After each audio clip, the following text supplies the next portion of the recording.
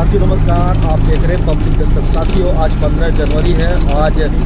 मकर संक्रांति के एक दिन के बाद बहुजन समाज पार्टी के मुखिया बहन कुमारी मायावती का जन्मदिन आता है और हर साल उनके कार्यकर्ता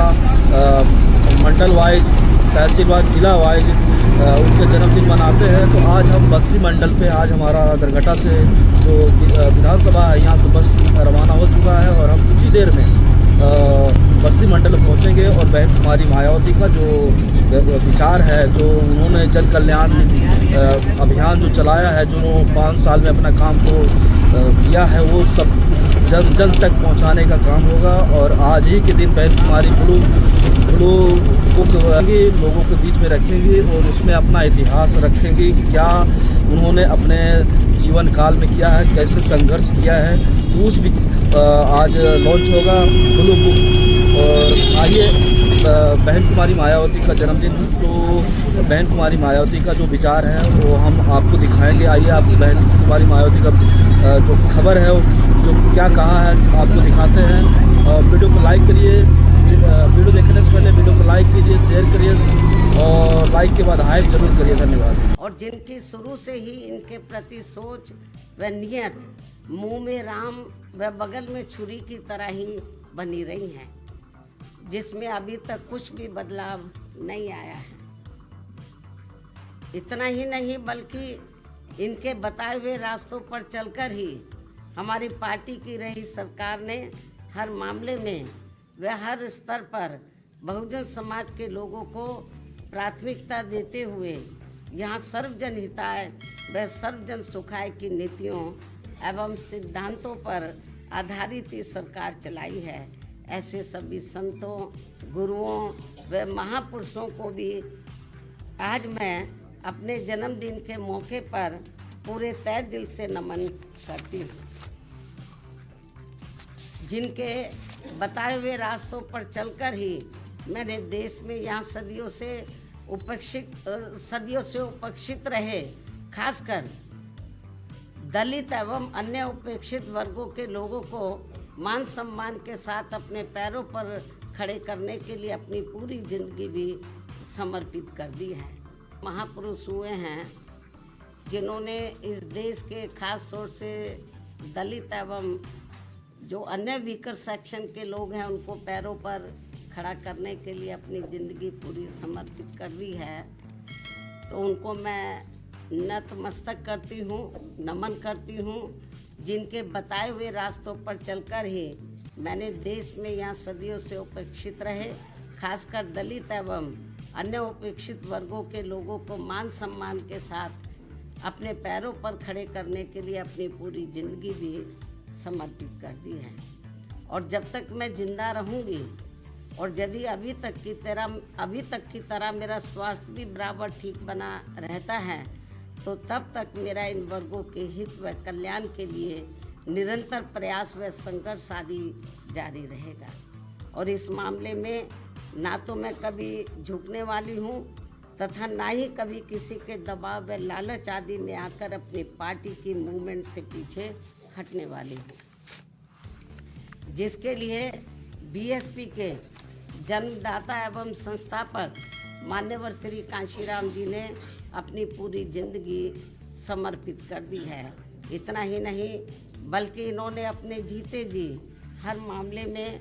मुझ पर पूरा भरोसा करके व मुझे अपना एकमात्र उत्तराधिकारी बनाकर इस पार्टी की संपूर्ण जिम्मेवारी भी मेरे कंधों पर सौंप दी है,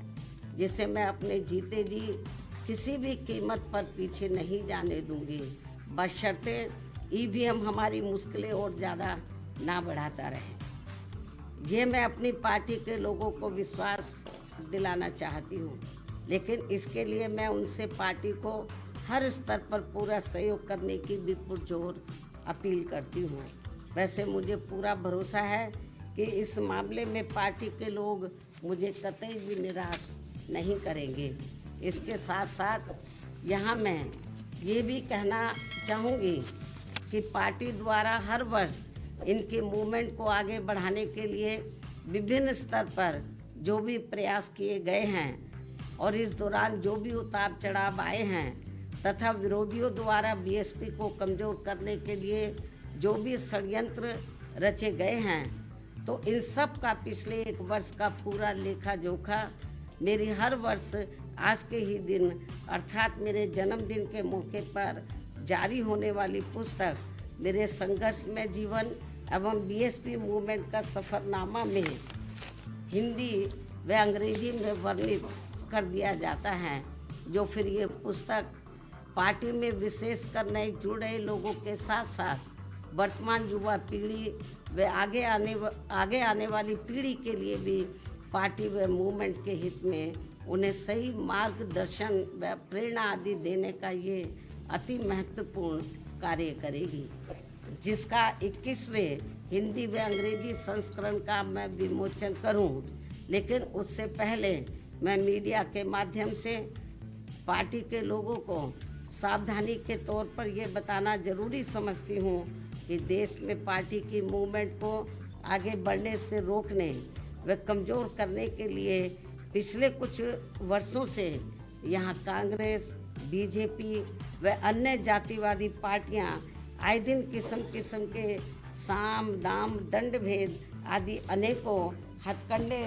इस्तेमाल करती रहती हैं, जिनका सही व समय से मुंह तोड़ जवाब देकर वे हर प्रकार की सावधानी बरतते हुए ही अपनी पार्टी के लोगों को पूरे देश में बीएसपी को हर स्तर पर मजबूत बनाना है और खासकर आबादी के हिसाब से देश के सबसे बड़े प्रदेश यूपी में फिर से यहाँ अपनी पार्टी बीएसपी को सत्ता में लाना भी बहुत ज़रूरी है। हालांकि इस संदर्भ में काफ़ी कुछ विस्तार से जानकारी मैंने दिनांक 9 अक्टूबर सन 2025 को बीएसपी के जन्मदाता एवं संस्थापक मान्यवर श्री कांशीराम जी की पुण्यतिथि के मौके पर यहाँ लखनऊ में इनके सम्मान में किए गए यूपी प्रदेश स्तरीय अति विशाल महाआयोजन में दे दी गई है। उन्हें मैं पुनः दोहराना नहीं चाहती हूँ, लेकिन यहाँ यूपी की आम जनता को सजग व सचेत करने के उद्देश्य से ये कहना जरूरी समझती हूँ कि पिछले महीने सन 2025 में उत्तर प्रदेश विधानसभा के हुए शीतकालीन सत्र के दौरान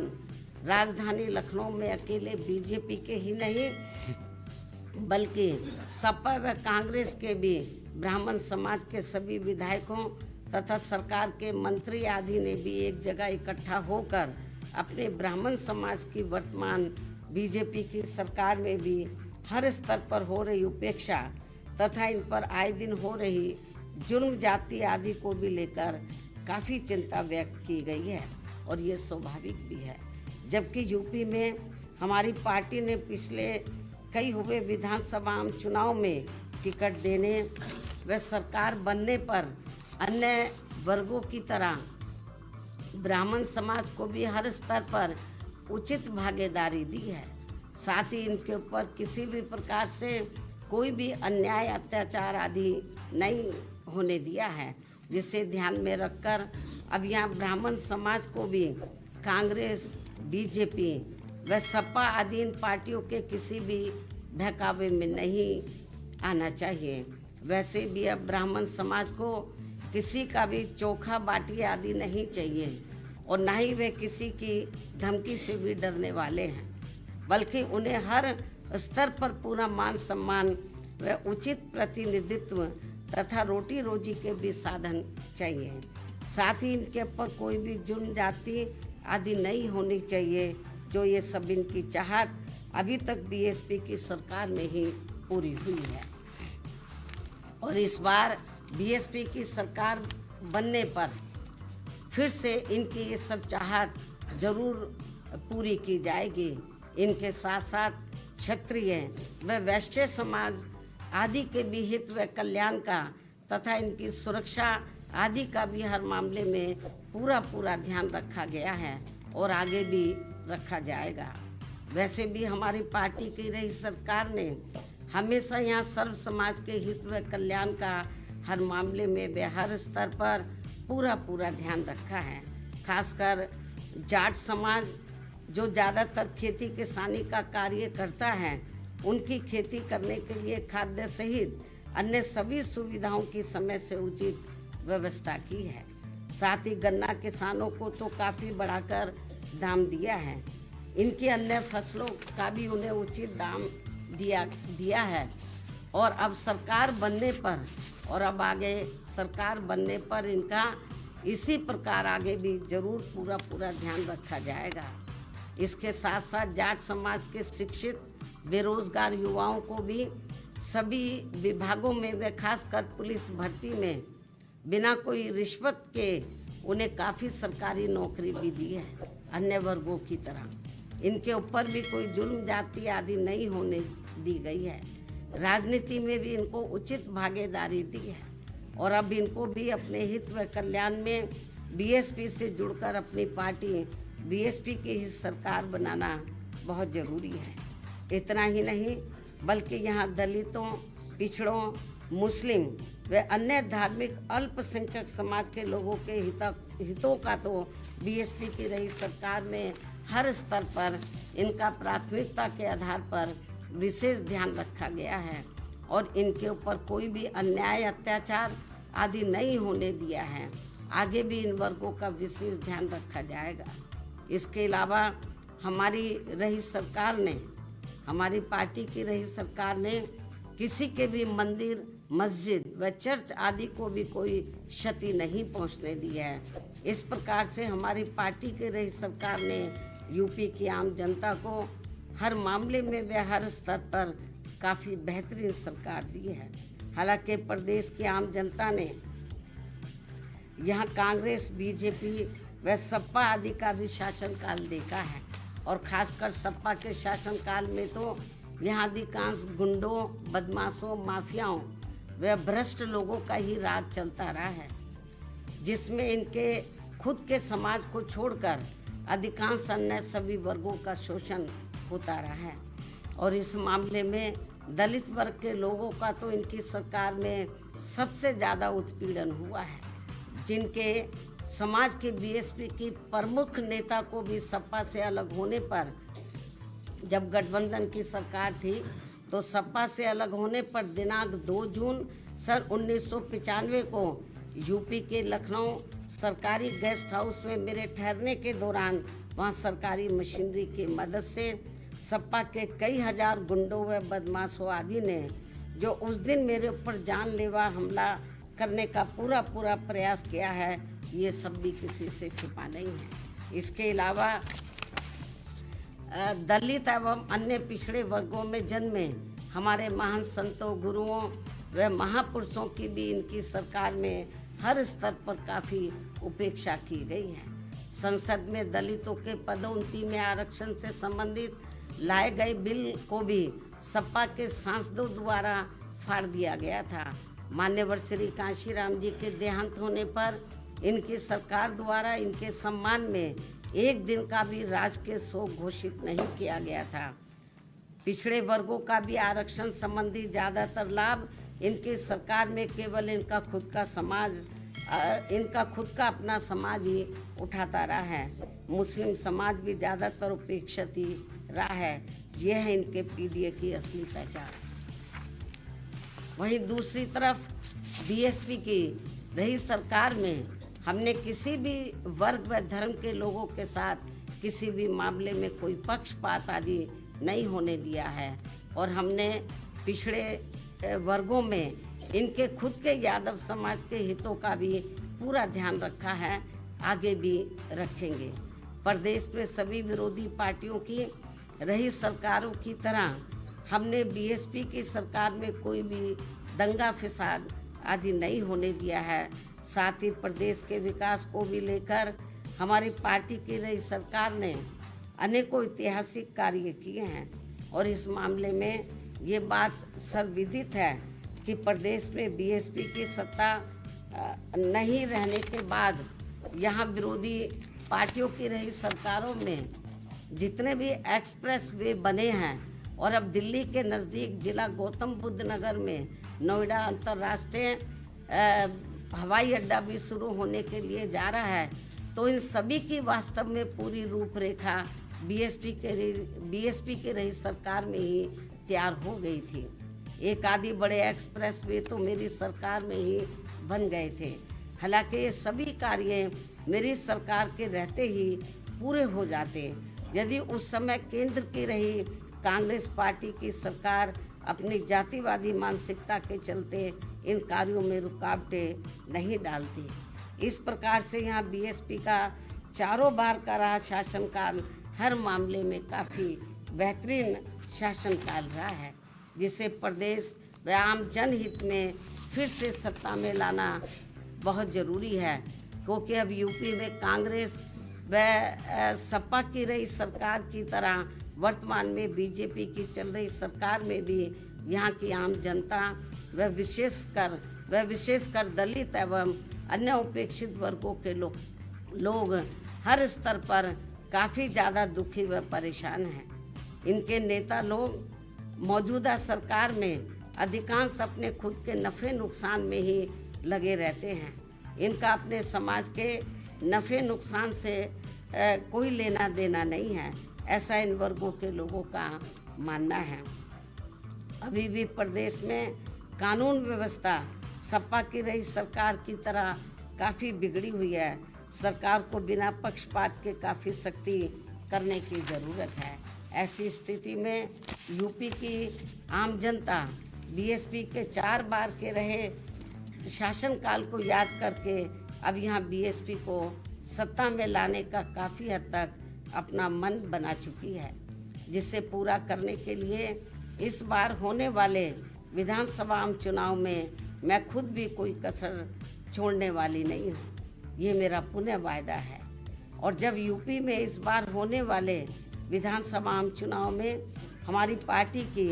पूर्ण बहुमत की सरकार बन जाती है, जिसकी काफ़ी उम्मीद भी है, तब फिर हमारी पार्टी सन 2007 में पूर्ण बहुमत की बनी सरकार की तरह ही यहाँ हर मामले में व हर स्तर पर सर्वजन हिताय व सर्वजन सुखाय की नीतियों एवं सिद्धांतों पर आधारित ही सरकार चलाएगी। ये भी मैं यूपी की जनता को विश्वास दिलाना चाहती हूँ, जिसकी इस समय यूपी की जनता को व खासकर दलित एवं अन्य उपेक्षित वर्गों के लोगों को तथा विभिन्न क्षेत्रों में कार्यरत दुखी व पीड़ित लोगों को भी काफ़ी ज़रूरत है। वैसे भी इस समय यहाँ अकेले बहुजन समाज के लोग ही नहीं बल्कि अन्य सभी समाज के लोग भी अपनी विभिन्न समस्याओं को लेकर काफ़ी ज़्यादा दुखी व परेशान हैं। यहाँ कानून व्यवस्था भी ठीक नहीं है। ऐसे में अब यहाँ यूपी की आम जनता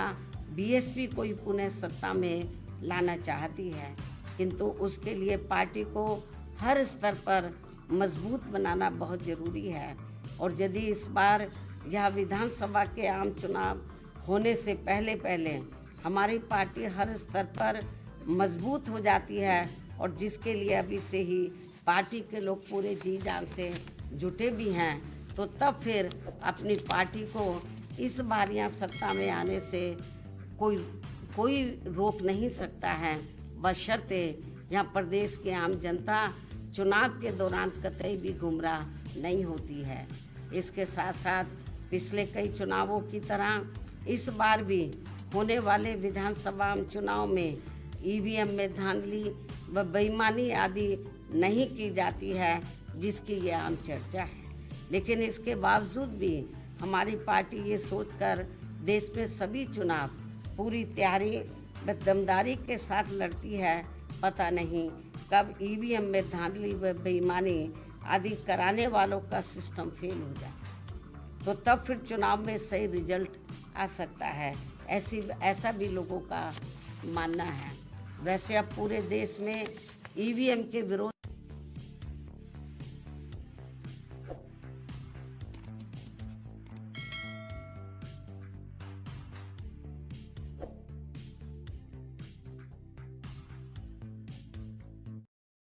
हो चुका है। यहाँ फिर मान्य या फिर